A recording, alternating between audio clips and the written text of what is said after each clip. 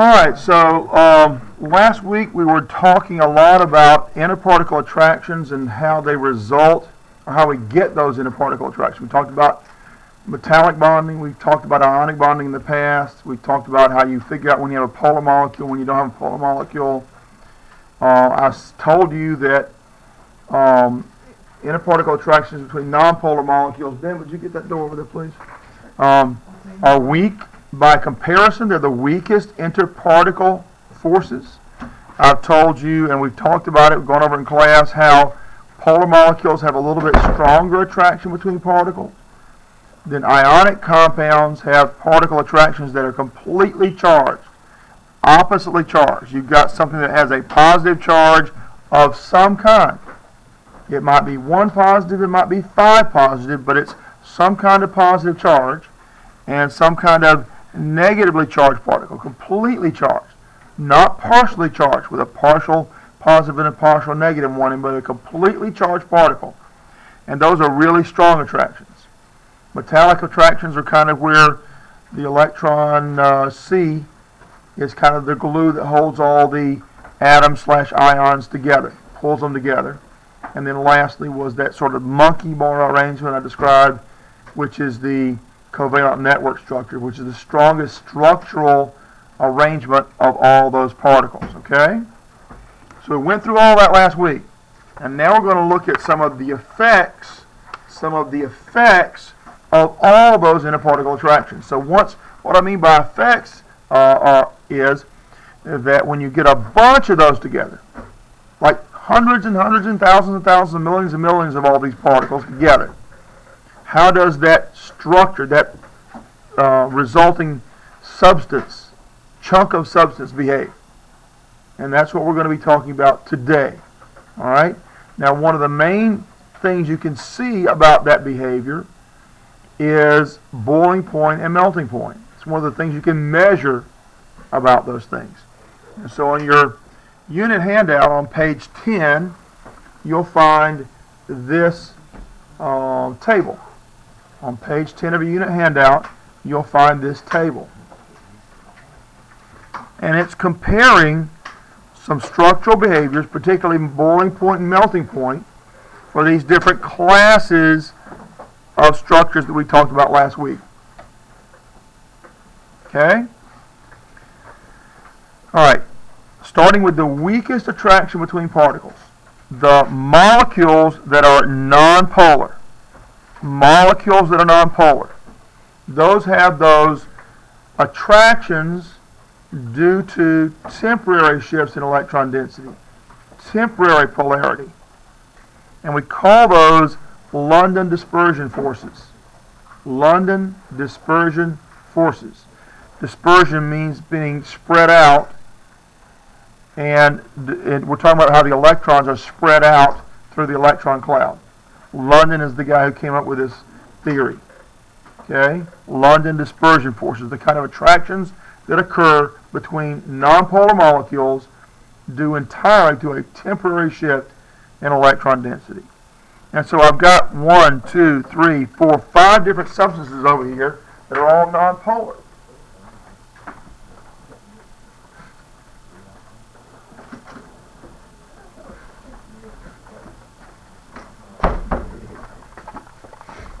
All right, now nobody expects you to memorize all these, but here's what I do expect. I expect you to know that if you look at the average amount or the range of melting points and boiling points for these classes of substances, they're going to be very low compared to these other substances. And the reason why they're low is this.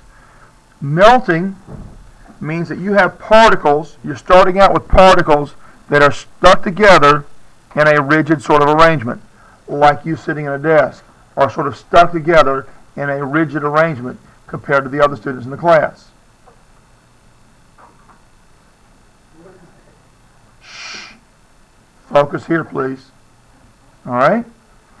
To get those to separate, to get those to start moving around each other, and a liquid has particles that are touching, but they're moving around each other. Okay? So to get them from being rigid and get them moving around, you have to add energy to it. Okay, just like you have to invest some energy in getting up out of your desk and leaving here. Okay? So there is some energy that has to be added to these to get those to separate and start moving around. So that you overcome, the energy you add to it is motion energy, and you overcome, the energy becomes great enough, that motion becomes great enough that they stop sticking together like that. They're still touching, but they're not sticking together in a rigid arrangement. Okay? How many of you ever played marbles? You play marbles? Okay. So when you have the marbles sitting in the center of the ring, and you shoot a marble to those marbles, it breaks them up, right? So you're adding energy to those marbles you hit. So you have to add energy to these particles in the same way to get them to stop sticking together and move around each other. They're still touching, but moving around each other. Yes. Would they be kinetic energy or other? Kinetic energy, not potential energy, but kinetic energy. Yes. Wait, you got energy to make them stop moving or start moving? Start moving. You add energy to make them start moving. Now, technically, they're moving all the time. They're just wiggling and twisting. So what you're doing is adding enough energy. The wiggling and twisting energy, that movement, overcomes the stickiness that's holding them together. So they start moving around each other. Okay? And that's how you get them to reach that melting or boiling point. All right, melting point is when you get them to start moving around. Boiling point is when they stop getting them to stick together and completely separate. Okay? So they're flying all over the place. In either case, I guess. So in either case, you have to add energy to it. But how strongly those particles stick together,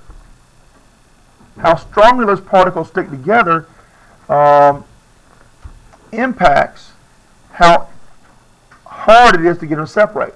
And the amount of energy we have to put into it to get them to separate can be measured, relatively speaking, by the temperature. And so, things that stick together very, very weakly will have a very low melting temperature. Things that stick together very, very weakly will have a very low melting temperature. And things that stick together really, really strongly will have a very high melting temperature. And the same for boiling temperature. Okay? All right. Let's take a look and let's flip over to page 13 where I've ranked these different categories. At least for melting point. And on page 14, I've ranked them for boiling point. Okay? But the basic pattern is the same. For non-polar covalent substances, again, these are molecules that have very, very weak attractions for each other due only to that temporary shift in electron density and the resulting temporary polarity. Notice where their melting temperature is. Really, really low on average. When you average everything out, they're really low. Okay? All right. And the same is true for the boiling temperature. Very low. And relatively speaking, it's easy to get those to separate or move around each other. Okay, let's go back over here then to this table. Let's look again at our category. We have a category of polar covalent molecules here, which on average have a higher melting and boiling point. So these are particles that have a permanent polarity, a permanent shift in electron density.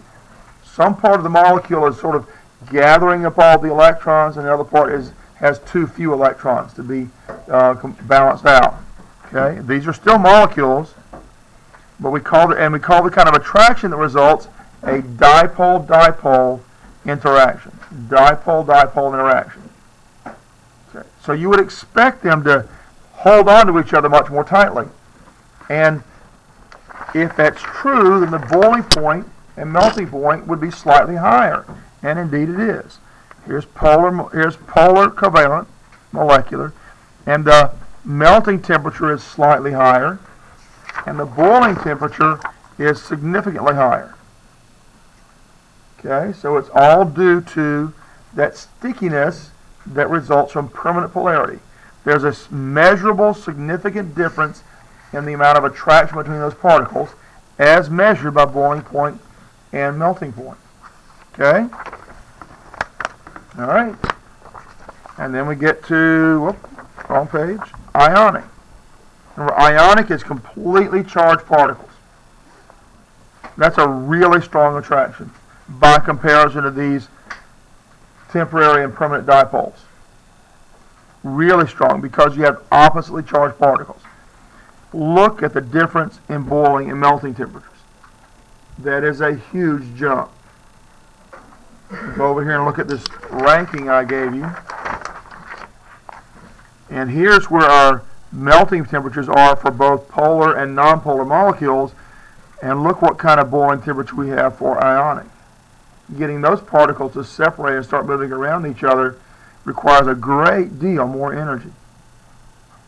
Okay?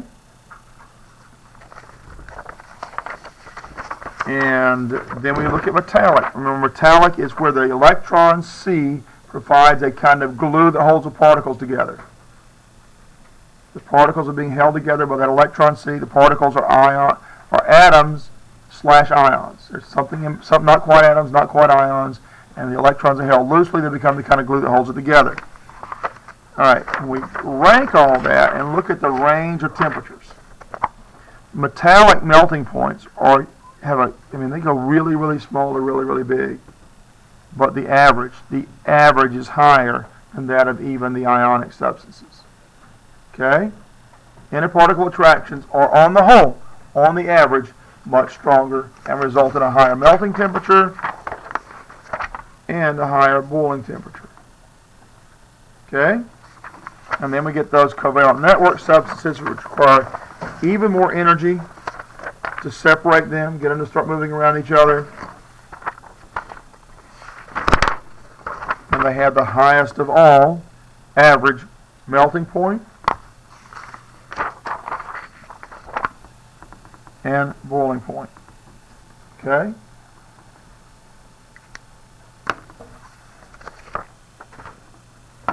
All right. So what are we going to do with that? Let's say I give you 5 substances, and I ask you to rank them according to lowest boiling point to highest boiling point.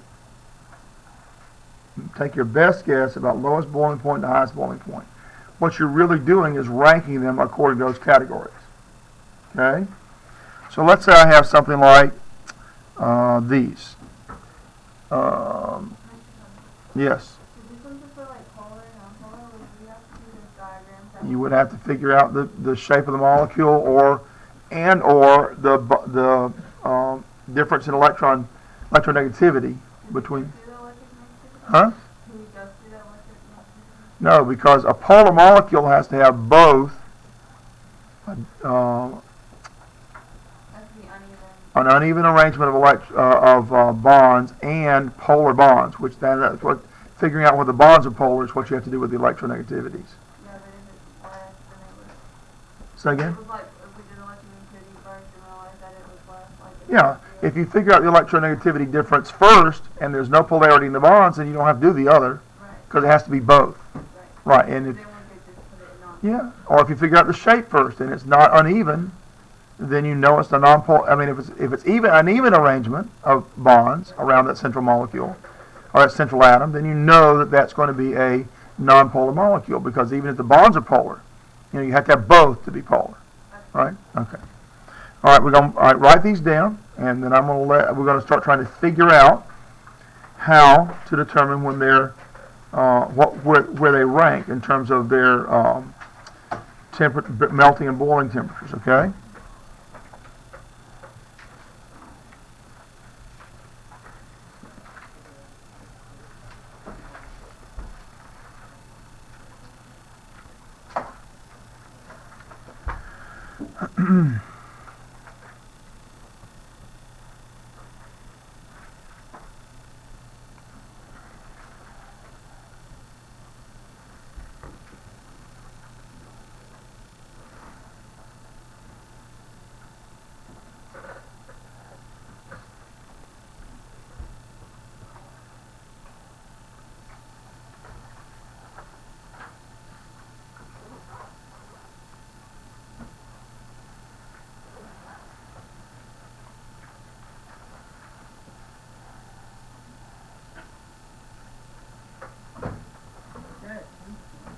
That's a 2.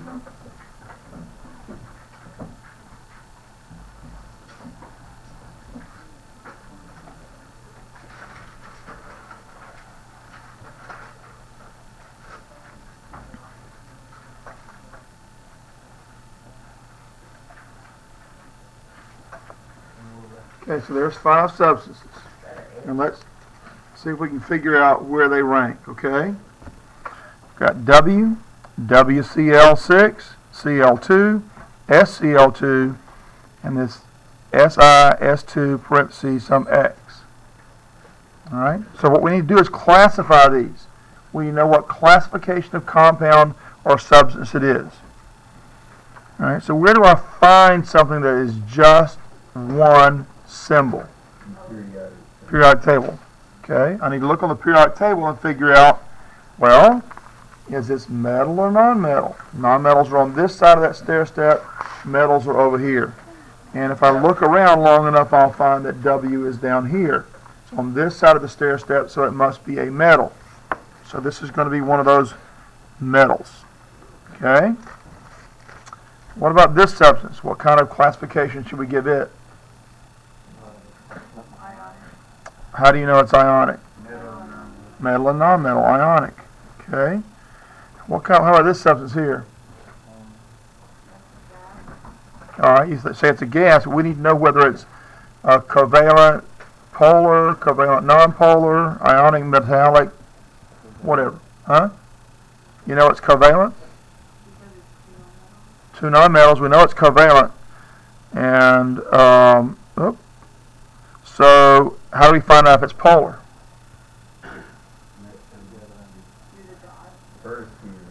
Okay, so we need to find out how many dots does chlorine have. How many dots does chlorine have? 7.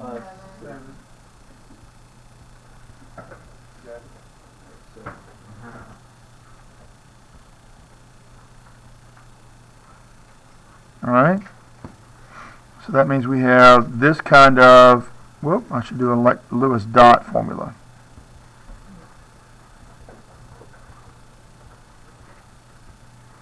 Okay, and so what we're going to have here is Cl with that. And we're going to get a molecular shape that is Cl to Cl. Okay, what is the difference in electronegativity for that? 0, so that's got to be nonpolar, right? So this is covalent and it's polar. Okay, what about this stuff? What kind of substance is this? How do you know it's covalent? 2 nonmetals. Okay, so we need to do the shape here for this. How many dots do I put around a sulfur? 1, 2, 3, 4, 5. Oh, I'm sorry. 1, 2, 3. That's 6 there. And chlorine, we said, has 7. And if I do the electron dot formulas first and then the sharing arrangement, I can come up with this arrangement to give both particles all the electrons they want. Both particles want, both the sulfur and the chlorine particles want to have 8 electrons. So let's see, do the Lewis dot formula.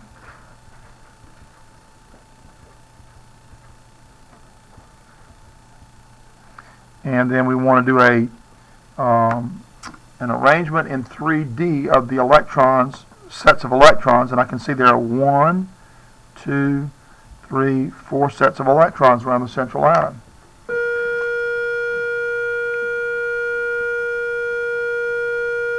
The shape that I need then for 4 sets of electrons around a central atom is tetrahedral.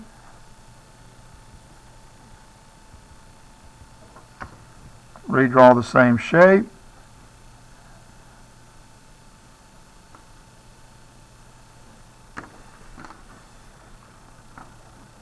Put my electrons on here.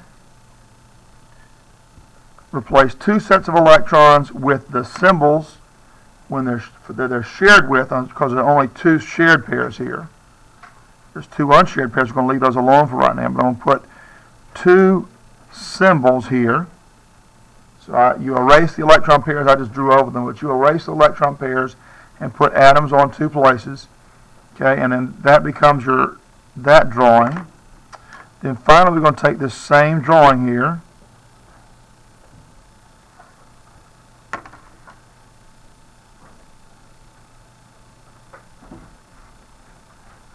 Exact same drawing.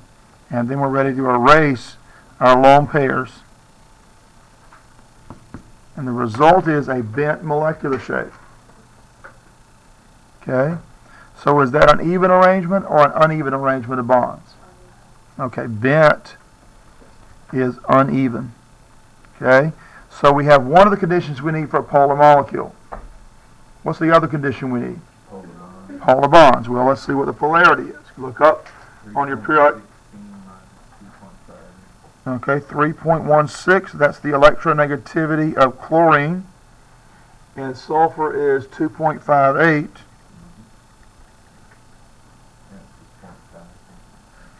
What's that? 0.58. And that's the electronegativity difference for a sulfur to chlorine bond. And that is in the polar range. Polar range is 0.5 to 1.5. So we have both conditions. We have a polar bond here. We have an uneven arrangement. So that makes this a covalent polar molecule. All right. What about this substance here? Well, this is going to be easy, all right? Because when I put an X outside here, what that means is I have an infinite, potentially infinite number of these units bonded together in a covalent arrangement, because this is all nonmetals here. Okay? So this is nonmetals bonded together. It's got to be covalent. All right? So what are we going to call that if you have an infinite number of these structural units bonded together? Covalent network. Okay? They got to be structured together in a crystal, like monkey bars. So this is covalent network.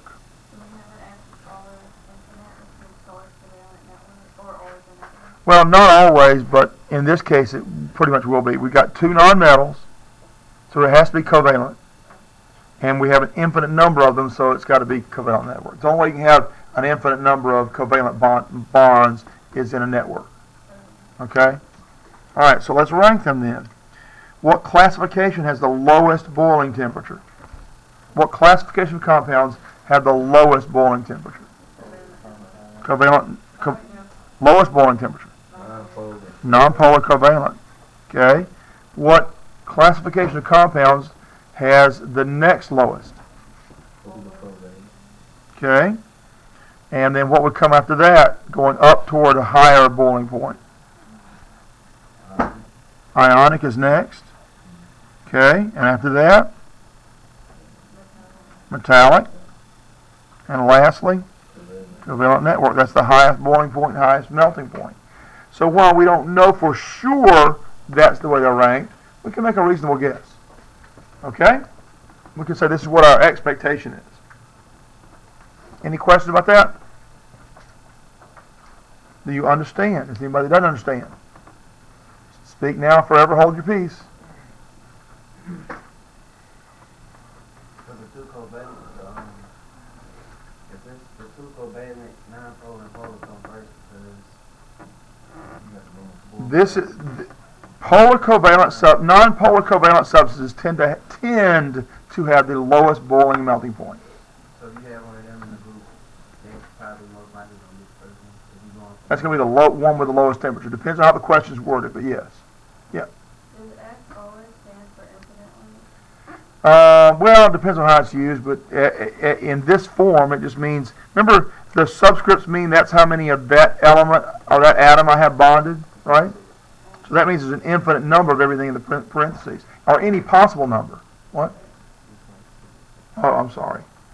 So this just means, like I could have 100 here, or 10,000, or a billion, any number of them. So it kind of implies that infinite number. Okay? Could be, I could have put an N there, or a Y, I suppose. Okay? It just depends on what I'm trying to say. I typically only put an X. Okay? Alright. But while I tend to put only X's, you need to know that that's just a variable. That's all it is. Okay? Alright. So I don't hear any questions. Giving you a chance, Zach. Zach! Thank you. Alright then, let's get out a sheet of paper. Dang it. I want to read it for a squeeze.